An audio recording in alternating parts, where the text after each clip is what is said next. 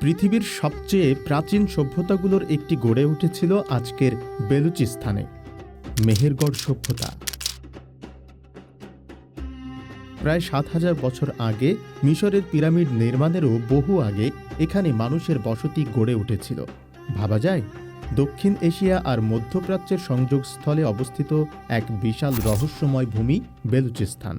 পাহাড়, মরুভূমি আর দীর্ঘ উপকূল রেখায় ঘেরা এই অঞ্চল শুধু মানচিত্রের এক টুকরো অংশ নয়, এটি ইতিহাস, সংস্কৃতি, জীবনযাত্রা, প্রাকৃতিক সম্পদ আর রাজনৈতিক টানাপোড়েনের এক জটিল মেলবন্ধন, যেন এক ভিন্ন পৃথিবী।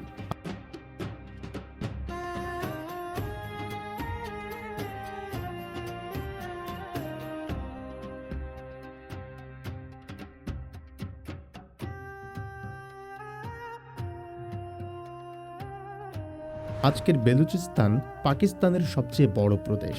দেশটির প্রায় ৪৪% জায়গা জুড়ে বিস্তৃত বেলুচিস্তান, অথচ জনসংখ্যার দিক থেকে এটি সবচেয়ে ছোট। এই বৈপরীত্যই একদিকে অঞ্চলটিকে কৌশলগতভাবে গুরুত্বপূর্ণ করেছে, অন্যদিকে দীর্ঘদিন ধরে উপেক্ষিত ও অস্থির করে রেখেছে। ইতিহাসে ফিরে তাকালে দেখা যায়, এই ভূমি বহু বেলুচ গোত্রের আবাসভূমি ছিল। ১৯৪৭ সালে ভারত বিভাজনের পর কালাত রাজ্য অন্তর্ভুক্ত হয় পাকিস্তানে, আর সেখান থেকেই শুরু হয় কেন্দ্রীয় সরকারের সঙ্গে বেলুচ জনগোষ্ঠীর টানাপোড়েন। স্বায়ত্তশাসন, রাজনৈতিক অধিকার আর প্রাকৃতিক সম্পদের ন্যায্য বণ্টনের দাবিতে একাধিকবার বিদ্রোহ ও সশস্ত্র আন্দোলন হয়েছে, যার রেশ আজও পুরোপুরি কাটেনি।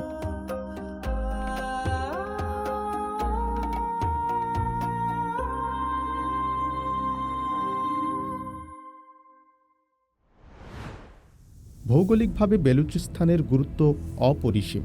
দক্ষিণে আরব সাগর, পশ্চিমে ইরান, উত্তরে আফগানিস্তান, আর এখানেই অবস্থিত গভীর সমুদ্র বন্দর গদর। চীন পাকিস্তান অর্থনৈতিক করিডর বা সিপেকের অন্যতম কেন্দ্র এই বন্দর। আন্তর্জাতিক বাণিজ্য, জ্বালানি পরিবহন আর সামুদ্রিক নিরাপত্তার ক্ষেত্রে এর ভূমিকা বিশাল। কিন্তু এই গুরুত্বই আবার বেলুচিস্তানকে টেনে এনেছে আঞ্চলিক ও বৈশ্বিক সংঘাতের কেন্দ্রে। প্রাকৃতিক সম্পদের দিক থেকেও এই অঞ্চল অত্যন্ত সমৃদ্ধ।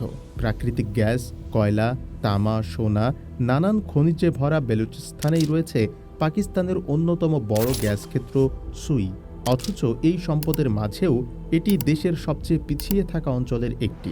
দারিদ্র্য, বেকারত্ব, শিক্ষা ও স্বাস্থ্যসেবার সংকট মানুষের ক্ষোভ আরও বাড়িয়ে তুলেছে। নিরাপত্তা পরিস্থিতিও দীর্ঘদিন ধরেই উদ্বেগজনক। বেলুচ স্বাধীনতাকামী সংগঠনগুলো নিরাপত্তা বাহিনী, অবকাঠামো প্রকল্প এবং কখনো কখনো বিদেশি নাগরিকদের লক্ষ্য করে হামলা চালিয়ে আসছে। অন্যদিকে রাষ্ট্র এসব আন্দোলন দমনে ব্যাপক সামরিক অভিযান পরিচালনা করছে। এই টানাপোড়েনের মাঝে সাধারণ মানুষ পড়ে যাচ্ছে ভয়, অনিশ্চয়তা আর অসহায়তার মধ্যে।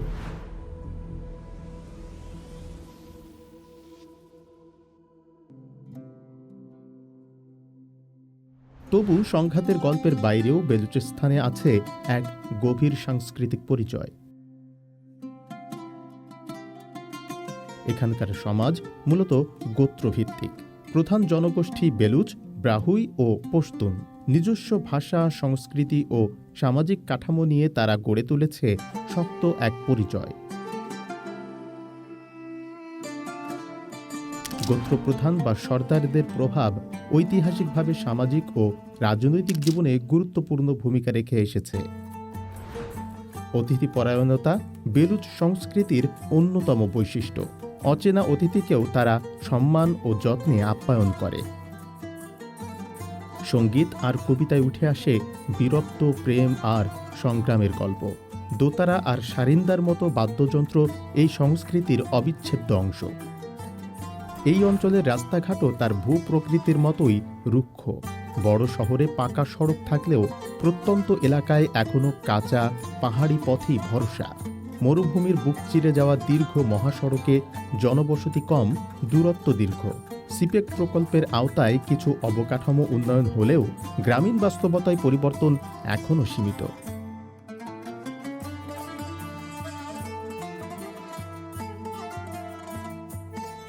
পোশাকেও বেলুচ সংস্কৃতির স্বকীয়তা স্পষ্ট। পুরুষরা ঢিলেঢালা কুর্তা, সালোয়ার আর পাগড়ি পরেন।